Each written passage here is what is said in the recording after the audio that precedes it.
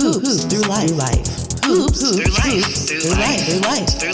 through life. Welcome to another episode of Hoops Through Life, a podcast where we discuss everything related to women's basketball player development, the collegiate recruiting process, and transition from high school to college. I am your host, Elsbeth Bierman. We are here for our last episode of our 4-episode deep dive series into the recruiting process. Today is all about decision-making and transition to college. Once again, if you have not listened to the other episodes in the series, we had preparation, communication, going on visits. I recommend you go back and listen to them now. They're all valuable and one affects the other. Before we start, I want to take a moment to recognize if you're in the position to choose between a few NCAA schools that have offered you either a scholarship or a roster spot, you're in the top 5% of all high school girls basketball players in the country. And that is something to be proud of. If you have even one NCAA school offering you a spot on their team, you are still in the top 5%, and that is incredible.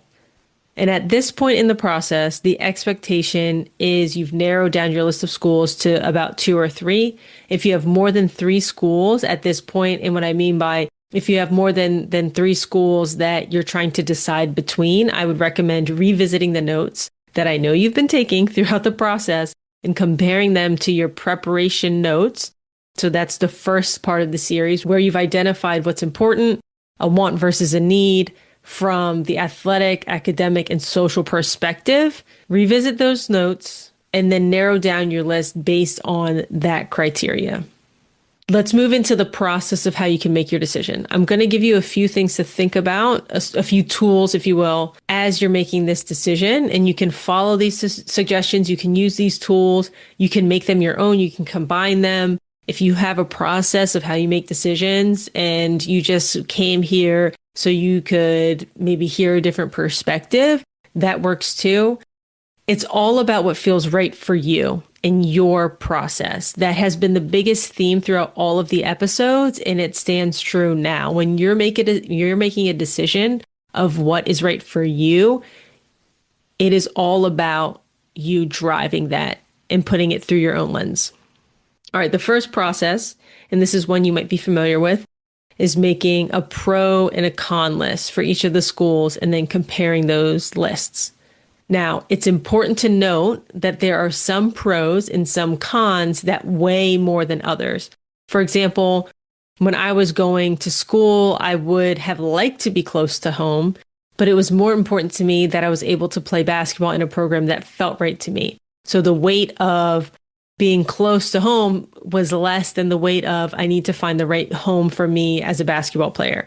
And so because of that, when I made my lists of, cons of the school that I eventually attended, being an 8-hour drive from home wasn't as big of a deal because the basketball part felt right. And again, that part outweighed the drive to and from home. For somebody else, being close to home might feel like the most important piece to the puzzle. So they're willing to sacrifice a little bit on the basketball piece, or maybe even on the social piece, just because of how important it is to be close to home. Again, this process is about what is right for you. That's the biggest theme. I'll probably say it 7 more times through this episode, but it's about what's right for you, not your parents, not your coaches, but for you and your future. Once you've made that pro and con list, you can look them over side by side and compare. I really recommend writing these things down, not doing it in your head. A lot of times things get jumbled up in your head. Once you see them physically on paper, you could have 3 sheets of paper and just look at all of the facts from the different schools. And when you look at them side by side like that, a decision might be smacking you in the face that you didn't even realize because you hadn't seen it on paper before. The second process I want to share might help you decipher what is driving your decision, so the motivation behind your decisions. And it's all about looking at the school from 5 different lenses. Like think like you have different glasses on a table, like 5 different pairs of glasses. They all help you look at the world differently. We're going to put them all on one by one, and then we're going to see how they all work together to give you a more full picture. The first lens, you can think of it as, and it doesn't have to be glasses, hats. You can put different hats on anything where you're putting it on and then taking it off. So the first one is information gathering. So you're putting on your information gathering lens glasses. These are facts. It's neutral objectivity. So think of these as your detective lenses. So maybe now we're talking about, oh, what does Sherlock Holmes use? I think it's a magnifying glass. Pick one of those up. Detective lenses. This is what you've been doing so far. These are a lot of the reflective questions that I've been having you ask yourself. And then when you reflect on what was important to you in that institution, has anything changed? So the questions you can ask here is, do you need any other information before you can make your decision? And what school best fits based on your criteria? Again, this is what we've been talking about mostly. And it's just about getting the information. Oh, I know that I want a school with this major, these clubs on campus. I want the coach to be like this. I want the players to be like this. I fit in this way. And you're checking things off of that list. You're gathering the information. Does it have this? Yes. Does it have that? No. Okay, that's an X for that school. All right, let's take those information gathering lenses off. Now we put on creative thinking. So this is when you're looking at the decisions that you have, the schools, from a different perspective. It's your creative problem solving lenses. How do you create your best solution? So here you can think about it this way. Does a school not tick off all the boxes, or do you need to think of a way to create that situation for yourself? For example, you love a school A, you love it, but you want to be involved in campus activities that directly interfere with your season. You can't do this club because it always coincides with conference play. Now, instead of saying X, we can look at it differently. Is it easy to start a club that you can engage in once your season is complete? If that's easy enough to do, oh, I can create this situation that I want. This is all about shifting from I can't do that here to how can I do that here? All right, so if we take that, and the point, I'll say this, the point of this creative thinking lens is to just go a little bit further than the facts that are presented to you. And what I mean by that is, again, I'll say this again because I think it's important to recognize shifting from this coach told me I can't do this here, or the admissions staff says, oh, I shouldn't go here because I won't be able to do X, Y, and Z. So shifting from I can't do that to what can I do to make it work? Because the people who are telling you no, or the systems that are already in place that make it harder for you to do something, or nobody has done it before, that's very different than trying to think a little bit outside of the box and say, what really am I trying to get out of this club? And can I do that in a different way? All right, we take that lens off. The next lenses that you're going to put on are your optimistic lenses. So these are your rose colored lenses. And just think about what is your best case scenario at each institution. Academically, what is the best case scenario? Athletically, best case scenario. Socially, best case scenario. And go through that with each institution. Taking those off, now we're going to put on the feelings and instincts. So this is your gut feeling, your intuition. This isn't judgment. This isn't facts. This is what are you feeling? And do your best. It's really difficult. Do your best to separate how you feel and any outside pressures you might feel. And what I mean by that is what you think is expected of you versus what you want. Think back to when you went on a visit or talked to a coach. How did you feel once you stepped on campus? A lot of times I hear from athletes, they say, I stepped on campus and it just felt right. It felt at home. Don't ignore that. Your gut, your intuition is telling you something for a reason. I don't know if you should always just blindly follow that and not look at any facts, but that gut feeling is telling you something. And then I also hear athletes, they talk to a coach on the phone and they just get a vibe. I like this person, or I went on campus and everybody was very nice to me and they said hello and I felt at home. All of those feelings matter. And then when you left that institution or the end of the visit, how did you feel again? Did you feel like, oh, I want to go back? Did you feel like, wow, that time flew by? everything was just kind of seamless. Even the things that maybe you didn't like, oh man, like that's okay. A lot of times, or sometimes I'll hear athletes say they make this list of things that they want. They go on a tour at a school or they talk to a coach, and it just feels really good and it feels really right. And then we look back at their list and they say, yeah, it didn't have this, but that didn't matter that much, or X, Y, and Z, and they did have this, and I didn't think that would matter, but man, that really mattered to me. So just following your feelings, following your instincts, and allowing that to drive some of the process as well. Okay, the last lens is kind of your risk assessment lenses. It's your cautious lenses. What is the worst case scenario at each institution? And realistically, that's the main word here. Realistically, what is the worst that could happen? Unrealistically, the school falls into the earth and ceases to exist. Yes, that would be terrible, but not probable. Something more realistic would be maybe you don't play as much as you think you should or you want to without basketball. And then think about this question too. Without basketball, is this school still the right place for you to thrive? And the most important question as you're thinking about it through these cautious lenses is, can you live with it? If you didn't play as much as you think you should, if you didn't connect with the coaches, if the coaching staff changed, can you live with it? Is this still something that you want to do? Is this still a place where you can thrive? And then goes into a little bit of how these lenses could work together. You have these cautious lenses on, and then you think about, could your problem solving lens mitigate or get rid of this risk altogether?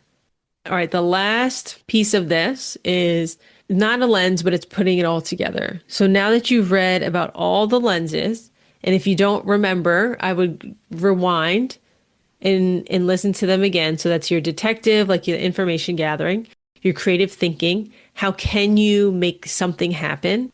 The optimistic rose-colored lenses. What's the best case scenario at each institution? Your feelings, your gut instinct lenses. How did it feel when you were on campus? And then your risk assessment, your cautious lenses. After all 5 of those, let's put it all together. When deciding where you want to spend the next 4 years, is there a way of thinking that is most comfortable to you? Is there a way of thinking that you gravitate towards? Is one more important than the other? Do you value facts or feelings more? If you go through all of these lenses, and again, I would recommend getting a sheet of paper for each school, and you're going to write each one of these lenses and then write a little bit something from that perspective. And if you do this with all the schools, again, put them right next to each other, a clear winner, quote unquote winner, should emerge.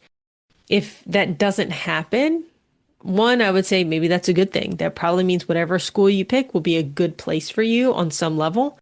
But if you're feeling resistant to a school, ask yourself let's say a school emerges and wow, that looks like it would be the best, but there's something blocking. It just doesn't feel right on some level.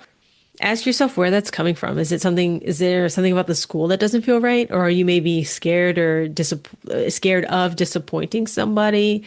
Let's say a clear front runner emerges and you know that that's not the school that your coach wants you to go to, or it's not as, quote unquote, well known. And so, oh man, I'm getting these offers from these schools, but this school feels right to me. Am I going to be disappointing somebody? Is it going to look horrible if I post this on social media? So really try to figure out if it's something that doesn't feel right, or you're scared of something, or there's fear related to that decision. And then just remember, again, just take a breath. This process is about you and where you want to play, learn, and be for the next 4 years. Okay, you've gone through the pro and con list, the lenses, or you've created a system that works well for you. And if you have another system, I'd love to hear about it. So feel free to send me an email and let me know. All right, so let's talk about declining and accepting offers. If a school is in your final 3, you should definitely call the coach to decline their offer. Really, I would say if you're in regular communication with a coach, so you've gone through this process, probably talked to them 6 months, a year plus, and they've offered you a spot on their team, and you're still talking to them as you're making this decision, you should really let them know that you've decided to attend another school. And you might say, why would I do that? That's uncomfortable.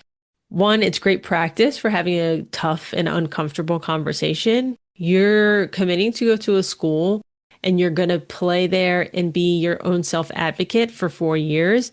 This is a great first step to having tough and uncomfortable conversations.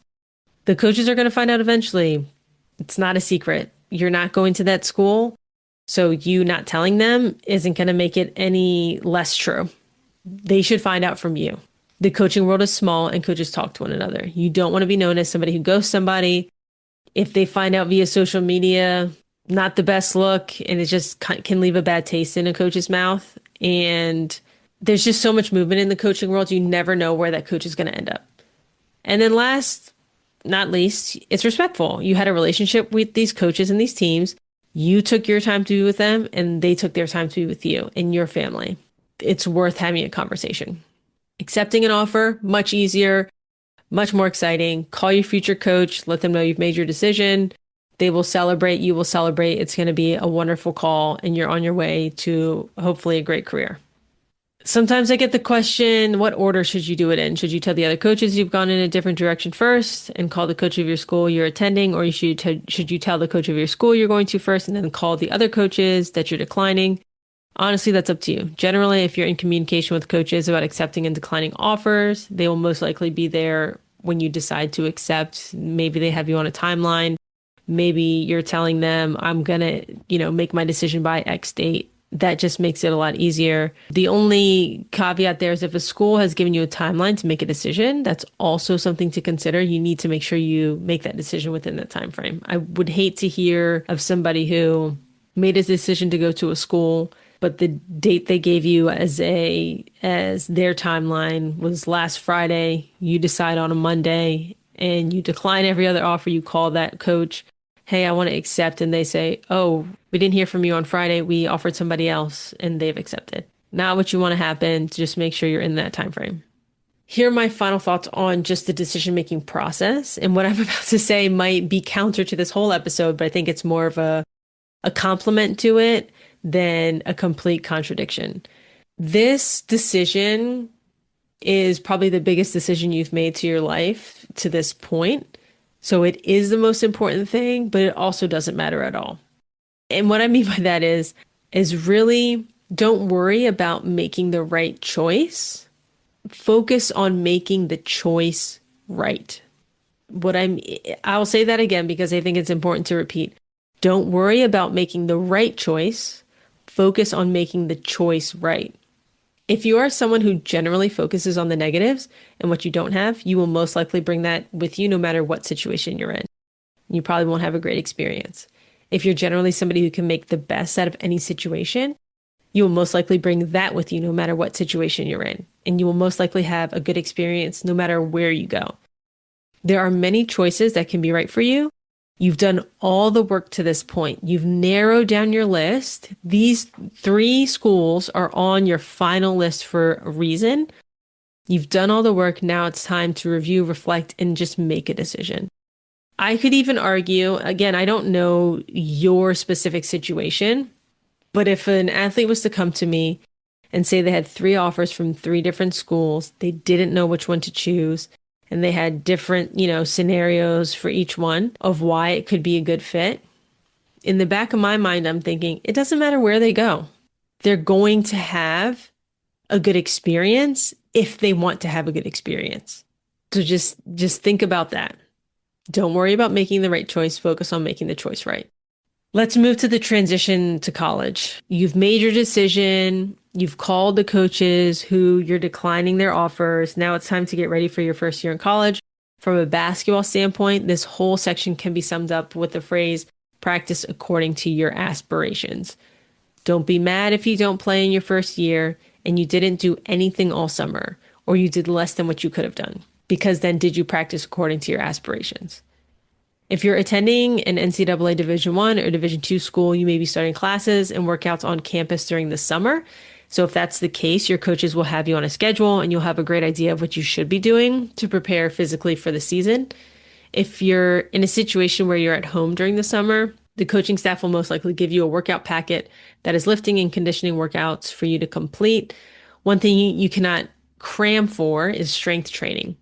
You're 18 years old and you will be going up against 21 and 22-year-old women who have been lifting for 1, 2, or 3+ years already.